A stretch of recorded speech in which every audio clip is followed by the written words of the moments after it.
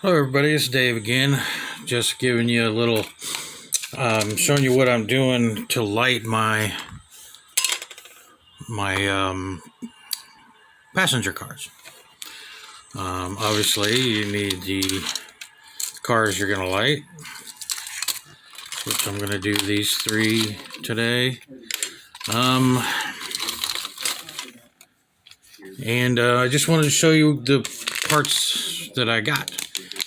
First of all, I got these. They're Amazon. There you go. These are the resistors. These are what dim the lights down. Okay. You got the capacitor. This is what I got here. There we go.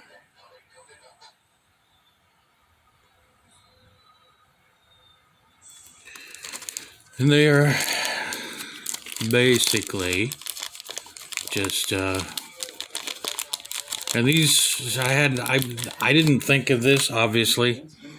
It is a something that I found on YouTube, and so I'm not claiming that I came up with this. I did get it from somebody else. You look on YouTube, you can find just about everything you want to do. But these here are a 470 microfarad at 16 volt capacitors. If you're running DCC anyway, it'll run anywhere from 12 to 16 volts depending on your system. So yeah, these are what keeps the lights on and keeps them from flickering, obviously. Okay. Then I got these surface mount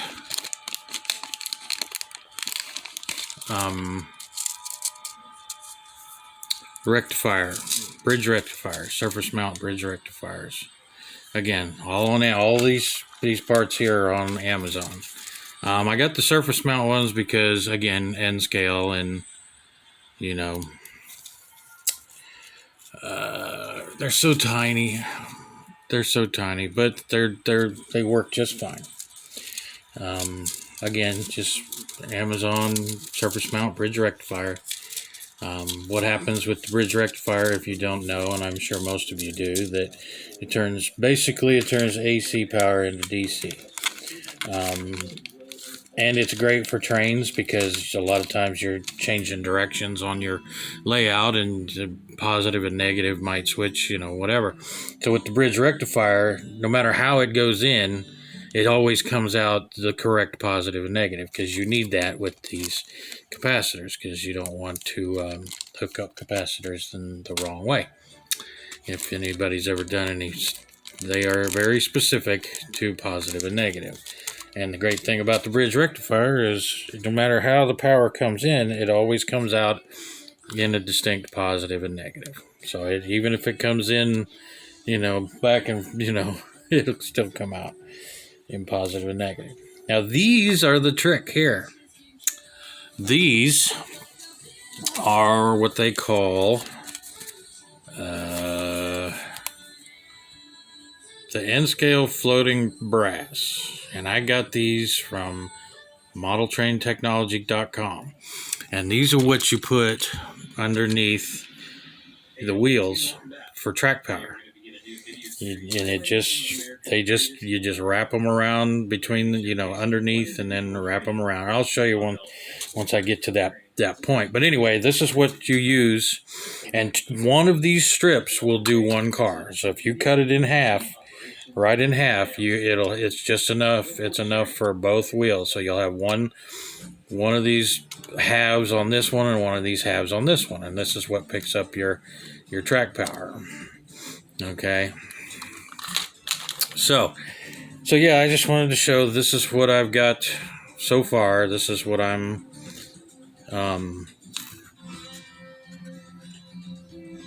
these are the parts that I use. So, by the way, they sell them one strip at a time, basically, and you get 7 strips, and they're about what, $5 a piece. And they've got a lot of stuff on this website for lighting. They have their own kits, and I found them when I was wanting to do the lighting for my cars, and they have actual special kits on this website.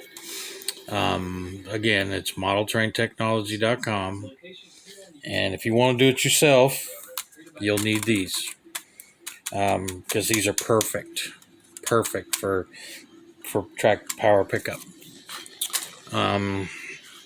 Yeah, so those are all the parts you need. Oh, besides the I'm using 12-volt LED strip, and for these N scale, basically you only need a strip about that big. And you probably could get away with something like that, depending. But I mean, that'll be enough. A little bit of hot glue, and Bob's your uncle. So yeah, that's what I've got. I'll get to a point and show you how it all goes together, and yeah, and we'll go from there.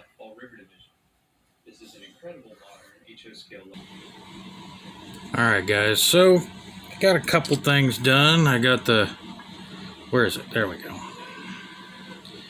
Got the wires soldered to my track pickups. There we go. We're going to focus for me. Anyway, got the wires soldered to my track pickups, and positive and negative. There we go. And so let me show you that. I've got my bridge rectifier tinned. Come on, focus, you little bastard. It's not going to focus for me. Where are you at? Anyway, this is my bridge rectifier. So, let's see here. Maybe if I turn some light on. Some more light. There we go. Anyway, I got the ends tinned. That's how tiny this thing is. So yeah, got the bridge rectifier. You got your positive and negative up here. I don't know if you can see. Probably not. But anyway. They do make larger ones that are but I figured I'm doing N scale, so I need something kind of small. And the wire that I'm using is this here, which I got out of a old charging cable. Yep, USB charging cable. It's got this thing still ain't gonna focus for me. But come on there. Maybe it will. I don't know. But anyway, it's a USB charging cable. It's got the black, red, green, and white. And those wires are nice and small. And so what I do now is I'm going to take my little drill bit here, and I'm going to drill a hole right here. And then I'm going to it's going to go all the way through to the inside, obviously. Right here. And on both trucks. Oh, the other thing that you got to do, I don't know if it's going to focus or not, is the metal wheels. Obviously, you have to run metal wheels, and they're insulated on one side. Well, you have to have both the insulations on one side for the front truck or the back truck, whichever, and on the other side for the rear, because it's going to pick up from one rail and it's got to pick up from the other. So yeah, you have to run metal wheels, obviously. Yeah, there's the insulator on these particular wheels anyway. Some of them are a lot smaller and so forth, but yeah, you can see. So I've got the insulators both on this side and then on this side. That way it's going to pick up from this and from this. So And for all you new folks, if my camera skills ain't the best, so please bear with me. The folks that have been watching my channel for a while, they know about my camera skills. But anyway, like I said, so I'm gonna get my holes drilled in here, get my track pickups put on, get the wires run inside here, and they'll come up, right around in this area. Yeah, the little metal plate fell out too, so I got a little metal plate. But anyway, so yeah, so that's how I get that set up. So we'll be right back, because I'm not going to let you suffer through my fumbling and bumbling. So as you can see, I got the little things on there. Again, this camera does not focus very well. And you're like I said, you drill a little hole in the bottom there. You run the wire through, and this will go up into the car. And then there we go. And then you just bend that tail, you put it up under the axle, and then you bend the tab around to hold it on. And obviously the whole reason why they call it the floating, what is it they call it exactly? It's a floating something or other. Let's see here.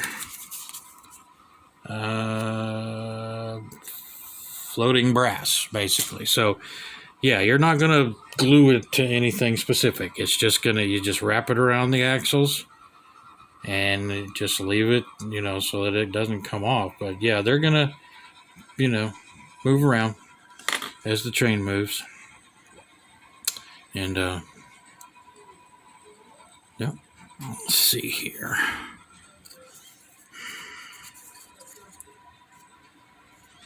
I put this up through the hole here.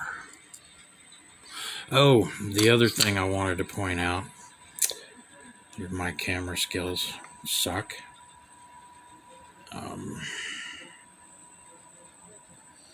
Is the center pin. It's so much easier if you just put the center pin in, because it's going to ride right over the top of the center pin there. It's so much easier to put it in as you're putting this part together than it is to try to put it in afterwards. So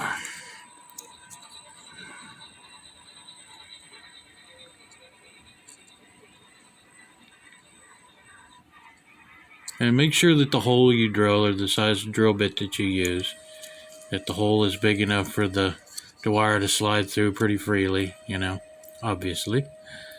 And let's see here.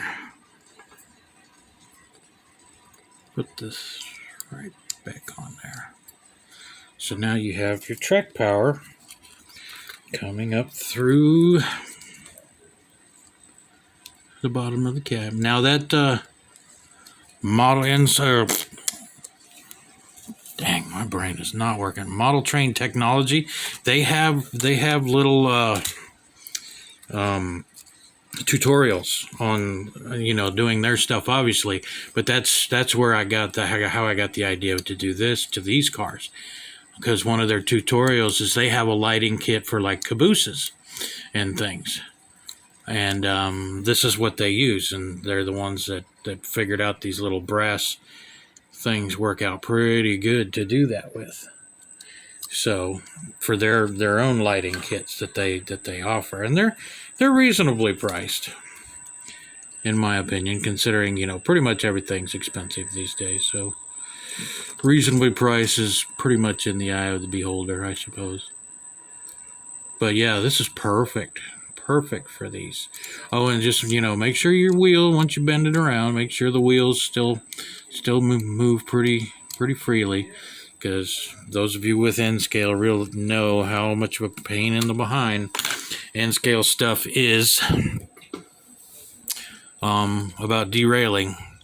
And once you're all done, make sure you check your gauge, because you're messing with the wheels, and and doing stuff. So make sure you check the gauge of your wheels there before you go put it on the track, because you don't want your project to go flying off your layout and crash onto the floor and so forth and so on. Anyway, so I'm gonna move on to the next part of this. I know, like I said, my camera skills have never been great, and they probably won't improve too much. But I try to get the point across. But anyway, so here we are. Got the track feeders, basically. And then we start putting together the rest of it. So I shall return.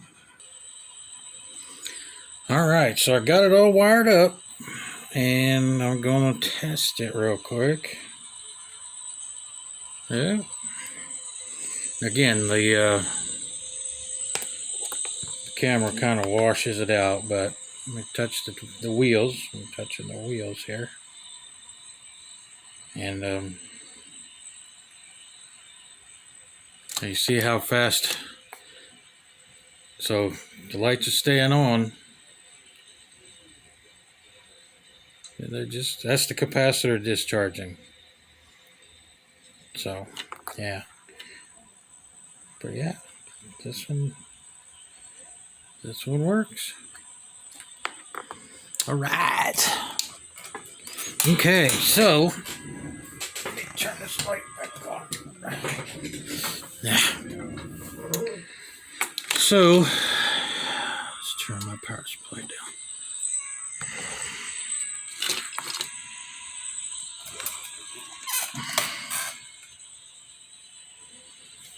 So if you can see,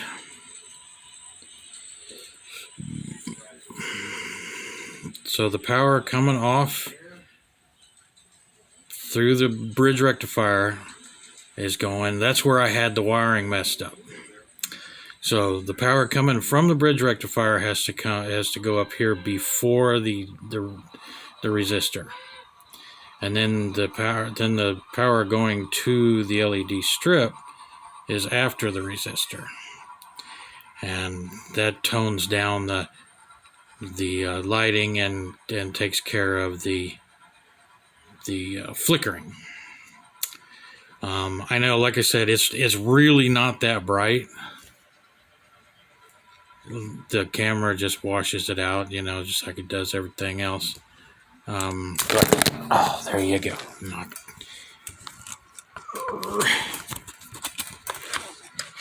Yep, camera skills. Sorry. Crappy.